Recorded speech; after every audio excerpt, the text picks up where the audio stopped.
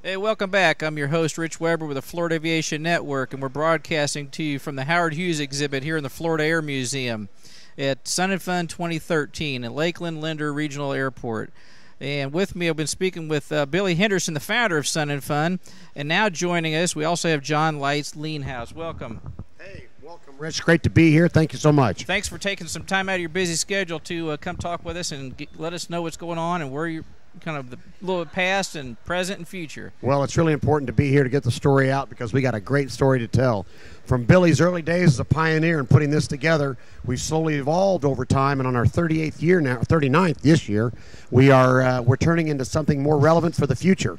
So we're not only bringing in all the folks that have been supporting Sun and Fun for the last 39 years, but now we're bringing in the next generation of aviators. Which is important. That's what we've been talking about this week. We've been talking about the future of aviation, the young people, and getting them involved and getting them educated and trained and, you know, bringing up the rear behind us. Yeah, you know, the problem has been over the last 20-some years, the glamour and the glory of being an aviator has waned substantially. The pilots in the commercial world, their salaries have gone south, retirements have gone south, so the attractiveness of getting into aviation as a career field has not been as attractive as it once was back all during the 40s, 50s, and 60s, even into the 70s. And so for that particular reason, the pilot population has shrunk substantially. Mm-hmm. And if you watch what the European environment is doing, they're putting aircraft with, instead of a pilot and a co-pilot, a pilot and a systems operator. And we don't want to have that happen in America here. Right. So working with AOPA and EAA and all of our friends at NBAA, we've recognized the shortfall.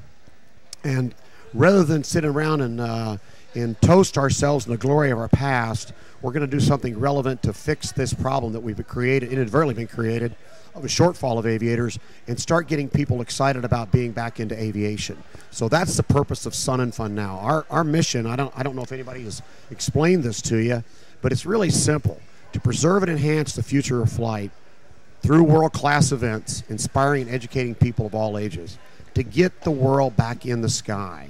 So that's our mission, and we're doing it right here at Sun and Fun today.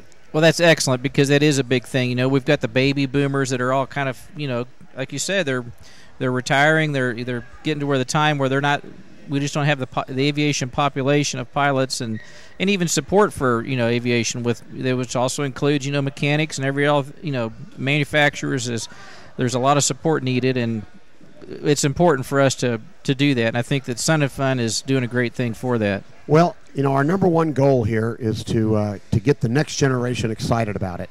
And whether or not they make it a career, which is what our first choice would be, is not as relevant as to get them to be interested in the world of flight and to support it, because it's a major industry in America. Absolutely. And to have a respect and admiration for the people that do fly, and not look as an airline captain as a bus driver. He is not a bus driver, but that's the reference term is used in most circles to represent that kind of a career field. We're trying to change that image and bring back that being in aviation is really cool. All right? It's a hot thing to do. Right here on our campus, a lot of people don't know, Sun and Fun has a high school. We call it the Central Florida Aerospace Academy. Our kids in there, we just got certified to train them to be A&P mechanics. So we're one of a few, less than 10 high schools in America can you get an A&P license right in school. We can do it here now. Our kids also, if they qualify with a high grade point average, we let them learn to fly for free. We put them in cockpits. That's what we do. So we're not only teaching them to work on them, build them, design them, but also fly them. And that's our focus, to build that population up, create a model where other communities can do the same thing. You know, we don't want to have a franchise on this thing, or patent on it. We want to set a standard of aviation excellence that others want to emulate all around America, around the world for that matter. If you go out on our ramp right now just to verify what we're doing, you're going to see a FedEx jet, a 727-200. They don't just give those away to somebody who's throwing a party. They're giving that away to somebody who's making a difference for the future. Absolutely. And that's what Sun and Fun is doing right now. So we've got that here because we partnered with FedEx. They understand that we're going to help them put packages in the air. So that's their interest. And then if you were here yesterday, you saw an Airbus 320 fly in here with 168 kids from all over the nation with the big color jet blue on it. Based right here in Orlando, we're now partnering with them. They came over and asked us what do we needed for our kids in the high school over here. We said we need iPads. They go, done. We need some workshop equipment. Done. They're here to support us. We're now going to team with JetBlue as we all are focused on getting kids in cockpits and build the pilot population back. That is great. That's excellent. That's what we need to do. And like you said, setting an example, setting the bar, then just because you may not be located here in Sun and Fun, if you're in another area of the country, you can still, provide these kind of resources for your students and getting your A&P in high school. Like you said, that's a small percentage of that we're able to do that, and maybe we can get more to do so too because it's important. Yeah, and along that lines, we actually teamed up with our Polk State College, so that now these kids in this high school are getting college credit for aviation-related courses, and their private pilot license training is college credit as well. So literally, if a kid didn't do goofy stuff in this high school, in 4 years, you would almost have an associate's degree, a private pilot license, and an A&P license, all for the cost of $0. How about that? How about that? And a high school education. And a high school education to boot. So, it's just a wonderful place to be. It is excellent. We know I talked with George Proteska and a couple of the students from over there with the astronaut challenge, and that's another thing that's going on here that's a big part of the Sun and Fun and the CFAA, the Central Florida Aerospace Academy. So there's a lot going on over there that's really helping our youth. Well, I'm sure you've been told what we're doing here in this particular building, haven't you? Tell us. All right. We realize that museums have a very relevant place in history, and we had a really fine museum here. But let's face it, there was a world-class museum not more than 15 miles down the road by my friend Kermit Weeks, has one of the world's largest collection of incredible aircraft in his fantasy of flight. We support and help him as much as we can and team as well. There's no reason to compete with him, and it really doesn't do much to educate the future or get a kid inspired right here. So we said, let's turn this into a learning center. So it's going to be an aviation discovery experience. So it's going to have artifacts in here. It's going to have some really neat, unusual, and special airplanes, but it's going to have hands-on interactive exhibits where kids can learn how an airplane flies, why it does what it does, how weather develops, how do you talk on the radio, how does a Garmin 790 work, how do you move information, how do you navigate, how do you calculate fuel. And all of this is going to be right in the midst of our learning center that we're going to use to be part of the high school, but open to the public year-round to bring their kids in here, kind of like a Mosey, all right? Right. It's science and industry, and get them to touch and feel, smell, and understand that every kid flies. Every kid can fly if they want to, and let them see that it's not that hard. Make it simple, make it enjoyable, make it a learning experience. And that's a dream of most kids. Maybe they don't think they have the means to do it or the resources, but actually this is something that hasn't gone on for many years. And just hearing this and knowing that it's going on and everything that I've seen, this is something that's it's really a big asset for our youth. It is. And, we've already got 2 wind tunnels in here. We've got our first simulator up and operating. It's a Piper Warrior. We're starting to work on you're on the soundstage. We're going to do the arts in here. And then the next thing is our weather station. We've got a wind tunnel, a wind generator that you can experience what 78-mile-an-hour winds are like. Right. And the next thing is going to be showing us up by the WeatherX guys are going to put in a weather exhibit on showing how weather develops and how you understand it and fly in it.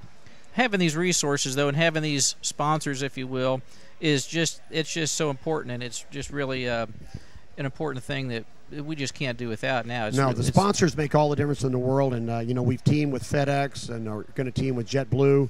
All of our aviation friends with Garmin, Sennheiser, Bose, the list goes on, Honda. Believe it or not, those are big supporters of Sun and Fun. Banks are now involved. When you tell someone that you're building the future, they want to get involved. Absolutely. And so we were literally having to be selective about what kind of companies we want to align ourselves with, because it's the image. We're a family-oriented organization, a 501 nonprofit, and we're here to make sure we're good stewards of those hard-earned dollars from other companies. But at the end of the day, they got to see results. We have to produce something, not just say, thanks for the money, we're having a party. Right. All right? We got to produce a product, and that product is a kid in a cockpit. And that's going to make a big difference for our future, just like you said, because that's what we need with the shortcomings coming up. We've got to be able to do that, and you're doing a lot of hard work efforts that is going to pay off. Can you read what it says on a shirt right there, Rich? Can you read what Sun that and says? Fun, What's a it bright future through aviation. There you go. Excellent. What else is? Can you tell us about what's going on at Sun and Fun this year that you might want to highlight? Well, we did a couple of things. First and foremost, one of the complaints that we've had over the years is it costs too much to come to Sun and Fun. And I said, well, you know what? If you're a pilot, I'm going to drop the rate. You fly your airplane in here, because that's what it is. It is a fly-in. I said, $25 and you can fly on in, and everybody in your airplane. So this year, for the first time in several, we're maxing out on airplanes and campers underneath them. Excellent. $25. That's a drop in the bucket. It's that's nothing. That's nothing. So our crowds are filling, our ramps are filled out there. And then the other thing we did is back in February, we said, we love our fans. Happy Valentine's Day. How about a half-price ticket to come for the week? Yes. We sold 40,000 in less than 10 days. Excellent. All right? Excellent. That's just fabulous. That just shows you that there's still a big desire, and there's still a lot of people flying, even though everybody knows this is hard times right now, and economic times. But that just shows you that there's still that interest and that love and passion for flying. That's great. Well, what we're telling them is, this is not our event, it's their event. This is for the people that want to get together, share the aviation experience, and then pass it on and help build that next generation of aviator. That's great. Well, we'll see. And there's plenty of events still. The people that haven't made it out here yet, there's still plenty of events, today and tomorrow, and I guess a wrap-up on Sunday. Yeah. Well, we got our Friday show is a big one today. Warbirds are flying. Friday night air show with fireworks. Tomorrow's another big show. We got our Black Diamond jet teams flying. And then tomorrow night as well, on Saturday night, we're going to have another night show because everybody loves them. Everybody loves the night shows, with the lights, and some of them even have, I guess, fireworks on. Yeah. Team Aerodynamics going to be out here, and they're going to be the first time ever they're going to do a night show with 12 RVs. See, there's plenty to see out here. Night shows in America when the Manfred Radius came down and flew for me. Excellent. Many years ago, I met him out in Las Vegas. Excellent. We've got also the balloon launch tomorrow morning. Yep. That's something for people to come in. 6:30, 7 o'clock, the sun comes up. They should be going up into the sky. Let's hope the weather lets them do it. Yep, balloon launch. They can come early for the balloon launch, then get something to eat, and it's time to hit the flight line out there. Absolutely. Lots to do. Fun stuff. It's really exciting out here today and tomorrow. There's so much to see and do. More vendors than we've had in years. Passed over 500 exhibitors from all around the world. It's just phenomenal. You cannot see it all in one day. No, and you can't. And that's the thing. And there's also group rates, correctly. Yep. Multi-day show passes. We've got hundreds and hundreds and thousands of kids out here on school tours today, and they're jam up. Our forums are packed. We moved them into the high school, and the forums are packed again like they used to be. Well, see, that's important, though, as aviators. And they can gather information and knowledge and training that's going to help them become a better pilot, a safer pilot, which is all part of this whole thing. And like Billy said, that Sun and Fun is a way to make new friends, meet people, all with the common denominator of aviation. Yep. But there's a lot here to do. And I like his attitude, because I flew over 400 kids, and now they're flying airlines and astronauts and stuff over the years. And then I helped start Young Eagles at Oshkosh, and we're up to 1,700,000. And the commander of the Thunderbirds came over and shook my hand. He said, "You don't remember me, but you took me flying years ago." Wow. And I said, "No, I don't place you." He said, "I was only 4 feet tall, and you let me fly your airplane." how about that? You never know how you touch people's Yep. lives. The commander of the Thunderbirds. Well, that's pretty impressive. Yeah, he Thinking come over back and to- give me his card and wanted me to call him when the show was over and visit a little bit. And he was 12 or 13 years old, and I took him flying. I said, "You fly, I got to talk on the radio." And he did pretty dang good, too. He ended up lieutenant commander in the Thunderbirds. So we don't met realize a lot of great people, and I was on the board of directors when we started Young Eagles, and I talked them into letting EIA handle it because they had 120 nations. They had EIA chapters. And they sent me a report. They send me a weekly report, and they're up to 1,700,000 plus kids they've flown now. That's incredible. Members have flown, so it's been quite, and I love the way this guy's thinking. Well, because we're back to basic.